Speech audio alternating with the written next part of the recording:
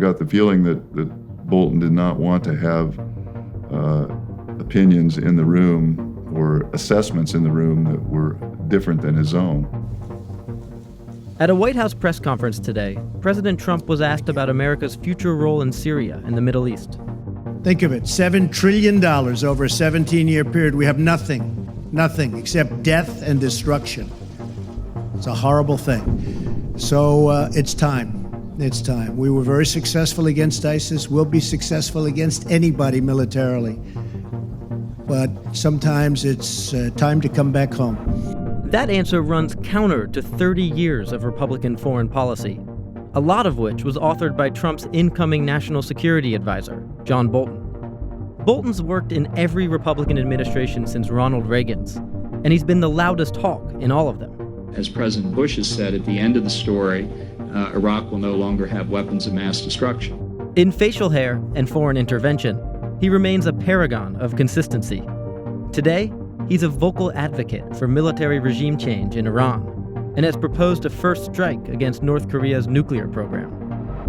Nobody who knows Bolton worries about his ability to please a famously inconsistent president. They say it's those beneath Bolton who should worry. Bolton's 2005 nomination for UN ambassador was almost killed by claims that he ignored intelligence and berated junior staffers. Unfortunately, my judgment, my opinion, he's a quintessential kiss up, kick down sort of guy. There are a lot of them around. I'm sure you've met them. But the fact is that he stands out, that he's got a bigger kick, and it gets bigger and stronger the further down the bureaucracy he's kicking. Carl Ford Jr.'s testimony was the most memorable. This is the Bolton testimony here. I can't imagine you were thrilled to be doing this. This was kind of unnatural for you. I'm not somebody that is a tattletale. In this case, I felt like it was important enough that I ought to do it. It was sort of the end of my Washington career. Ford is a 28-year veteran of the U.S. intelligence community. He retired in 2003. In 2002, Ford was in charge of INR, the State Department's in-house intelligence shop, when Bolton was Undersecretary of State for Arms Control. At the time, Bolton was trying to make the case that Cuba was using its famed medical facilities to make bioweapons. Ford's team didn't think that was true. That wasn't something Mr. Bolton wanted to hear. According to Ford, Bolton tried to fire a junior intelligence analyst who challenged him. And I explained to him that if you want to say this, that you believe, be our guest, but you cannot say that it's the intelligence community's view. And second, don't ever yell at my analysts like that. But you were steaming a little bit. I was steaming. Well, I worked at the Army, the DIA, and CIA, and then in INR, and never has anybody said, fire somebody. Intelligence analysts clashing with policymakers is nothing new. But others who worked with Bolton at State say the problem was that he was consistently hostile to information that contradicted his worldview. What is really unusual is the degree to which Bolton sort of shut out State Department Intelligence Bureau activities. Greg Thielman was assigned to be Bolton's personal intelligence briefer until Bolton stopped inviting him to morning meetings. What was your direct interactions with him like? Well, they were pretty short in duration.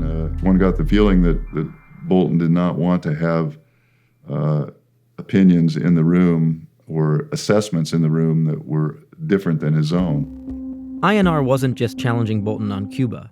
It was also the only branch of the intel community raising doubts about Iraq's nuclear weapons program. These things might be academic, but this is how you build the case for war. And we saw it most conspicuously, obviously, with Iraq. These inaccurate statements about proliferation developments were the foundations, the justification for invading Iraq. And that has had very serious consequences for our country.